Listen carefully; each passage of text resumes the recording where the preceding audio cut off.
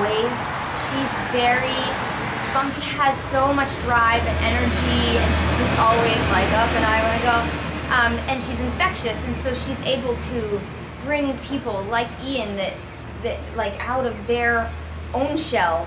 And I think that that's a really great quality when you could make somebody feel at ease with you and really draw people into you. And I feel like she has that kind of personality, so I like her a lot. Yeah, I think we can actually relate a lot to the characters that we're playing here. I mean, that's what drew me to Nicole when I first met her, because I have a tendency to be a little more reserved, as Ian is in the show, so I get him, I understand where he's coming from, and what I really like about him is that he is, he's not so focused on becoming a huge star or something. He just wants to concentrate on his music and being an artist, and he wants to have a relationship. Have a relationship outside of the play where we can draw a lot of these emotions from, and sometimes when you're acting, you may be thinking about someone else when you're acting with someone who's not necessarily the person that you've been in love with or are in love with. And then when you turn around and you're actually facing that real person, it almost makes it even like more satisfying, because you get to relive things that you might have experienced together. And you know, it's almost like there is acting, but it's so real that it is really rewarding, and that's really kind of fun. I haven't really gotten to do that before. It makes rehearsing the kissing scenes a little easier. It's That's right, we did that one today. A little less awkward. We got a couple in today. Some of it's almost in the style of, say, an operatic recitative, where you'll have these lines where there'll be like chord, and then a sung line, and another chord, and another sung line, and that's really reminiscent of like an opera score. So it's really cool that it's kind of in a rock musical, and it drives the story forward.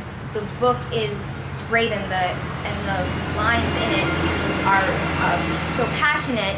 You know, it's not like you're just singing la's or ah's. You know, there are like arguments that happen through these sung lines. Yeah, the song, it really drives the story forward here, where it's not like, there aren't many times in the show, I don't think, where we just stop and sing just to sing. Yeah. Unless it's appropriate to what's actually happening, like we're performing somewhere, so we're going to be singing. So yeah, the story is really driven through the music, but there is some great dialogue in there too. But it's concise, so it keeps everything nice and tight. I mean, this show sort of runs the gamut of styles that you would find in several shows. So I feel like it's sort of like a mixtape almost. There's a bluesy number. There is a punk rock number. Several of those. Yeah, rock and roll, like yeah, R&B, almost feeling stuff. Yeah, I mean, it's great. The like Scottish Celtic kind of sounding tunes in there. Like it's yeah, it's amazing. Give a little shout out to the writer Paul. Good work. It's amazing the command of all these different styles of music that he has. So I think that's different from a lot of shows that you would see on traditionally on Broadway, and also that rock element that's becoming a little more popular these days, to have sort of a pop kind of rock sort of score, but he does it really in a really authentic way, where it just seems to really come out of these characters. And the songs come in a very organic nature, maybe out of some dialogue, and then a song comes out, but it's never just like scene and song. It all sort of flows together. The whole show is very fluid. Well, something very new is the Scottish accent. That is, this show is done by 2 Scottish characters, and so there's a lot of work and research going into that aspect of this show. Is something that neither of us have ever done before, and so it is something that we are rehearsing a lot. I think everyone can do their own bad Scottish accent, but now we actually have to learn a real one. Right. Like everyone has, like Shrek comes to mind, or a fat bastard from the Austin Powers movies, and they're like, okay, no, we need to really learn how Scots speak.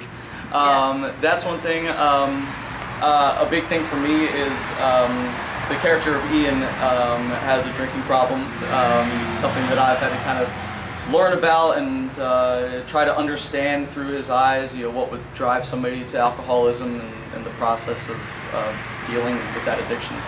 Thank you to everyone who comes and sees this show. Please buy your tickets. It's an amazing show. I have an amazing co-star here. Me too. Come see Rooms.